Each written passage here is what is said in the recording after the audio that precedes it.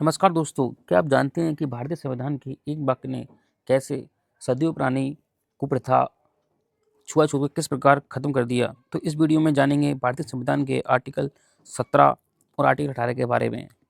तो चलिए शुरू करते हैं। हमारा जो पहला आर्टिकल है वो आर्टिकल 17 जो हमें बताता है अस्पृश्यता का अंत यानी कि अबॉलिशन ऑफ अनटचेबिलिटी। तो जानने का प्रयास करेंगे कि क्या क्या प्रावधान है इस आर्टिकल में।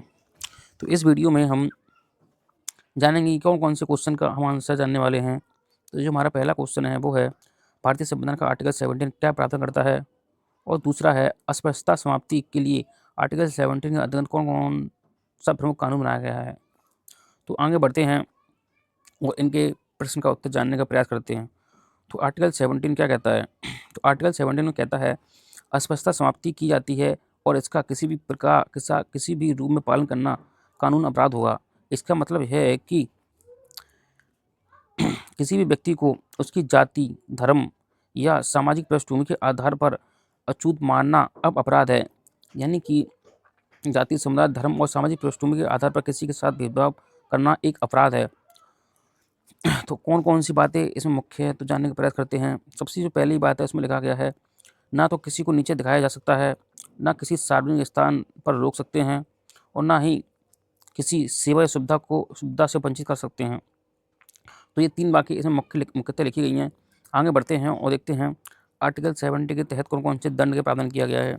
तो अस्पृश्यता का पालन करने पर सज़ा हो सकती है, जुर्माना लगाया जा सकता है या दोनों हो सकती है।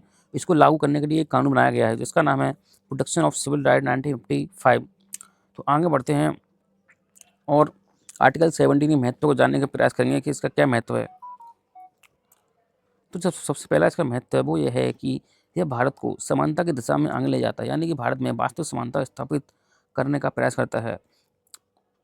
यह छुआछूत जैसी सदियों पुरानी कुप्रथा को समाप्त करता है, यानी कि जो छुआछूत जैसी कुप्रथा है उसको समाप्त करने का प्रयास करता है। यह संविधान की यह संविधान की मानव गरिमा की अवधारणा को मजबूत बनाता है, यानी कि डिग्निटी ऑफ लाइफ को यह संभव बनाता है। तो इसका हमारे संविधान में बहुत महत्वपूर्ण आर्टिकल है ये। आगे बढ़ते हैं और देखते हैं अपना नेक्स्ट आर्टिकल है वो है आर्टिकल 18। तो आगे बढ़ते हैं और देखेंगे कि क्या क्या क्वेश्चन के आंसर हम जानने वाले हैं आर्टिकल 18 में।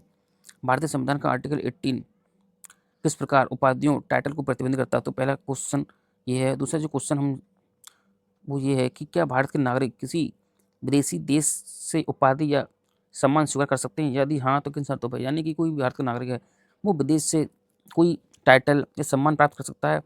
तो इन दोनों प्रश्नों का उत्तर इस वीडियो में जानने का प्रयास करेंगे। तो आगे बढ़ते हैं और जानने का प्रयास करते हैं कि आर्टिकल 18 में क्या लिखा है।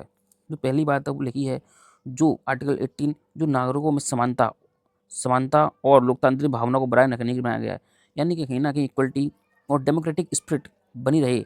तो इसका यह प्रयास करता है आर्टिकल। तो आर्टिकल 18 क्या कहता है? ये कहता है कि सरकार किसी को भी कोई उपाधि टाइटल नहीं देगी।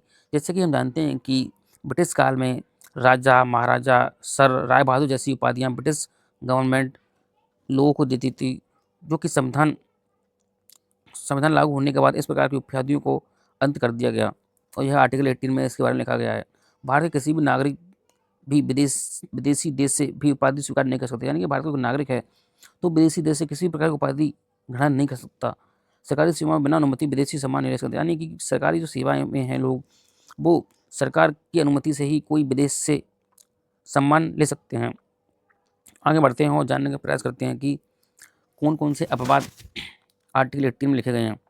तो इसमें अपवाद है वो ये है कि भारत सरकार सम्मान दे सकती है लेकिन टाइटल नहीं मानी जाती। सम्मान दे सकती है जैसे कि हम जानते हैं कि भारत रत्न, पद्म विभूषण, पद्म भूषण, पद्मश्री, यानी कि ये अवार्ड दिए जा सकते हैं लेकिन ये टाइटल नहीं है। और इसमें एक जो महत्वपूर्ण बात है वो ये लिखी गई है कि इन जो सम्मान है इनका प्रयोग नाम के आगे या पीछे नहीं कर सकते। ऐसा लिखा है कि इन सम्मान को नाम के आगे पीछे लगाना मना है, जैसे कि पद्मश्री अमित कुमार, इस प्रकार हम प्रयोग नहीं कर सकते। सही तरीका यह है कि अमित कुमार अवॉर्डेड पद्मश्री। तो ये बात इसमें महत्वपूर्ण लिखी गई है। आगे बढ़ते हैं और देखते हैं कि आर्टिकल जो 18 है वो क्यों जरूरी है, यानी कि इसका महत्व क्या है। तो कहीं ना कहीं समाज में बराबरी बनाए रखने के लिए आर्टिकल 18 बहुत महत्वपूर्ण है।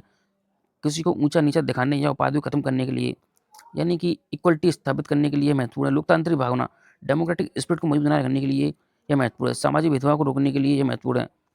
तो ये इसका महत्व है।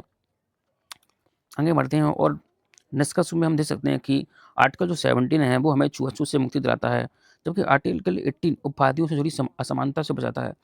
तो ये हमारे संविधान के 2 महत्वपूर्ण आर्टिकल है। दोनों ही अनुच्छेद भारत में इक्वलिटी, समानता के स्तंभ है और एक आधुनिक, न्यायपूर्ण और लोकतांत्रिक समाज की नींव रखते हैं। जैसा कि हम जानते हैं कि आर्टिकल 14 से लेकर आर्टिकल 18 तक समानता के अधिकार की बात की गई है, जो कि एक मूल अधिकार है। तो इस वीडियो में इतना ही। अगर वीडियो पसंद आया हो तो चैनल को लाइक करें, सब्सक्राइब करें एंड शेयर करें। धन्यवाद।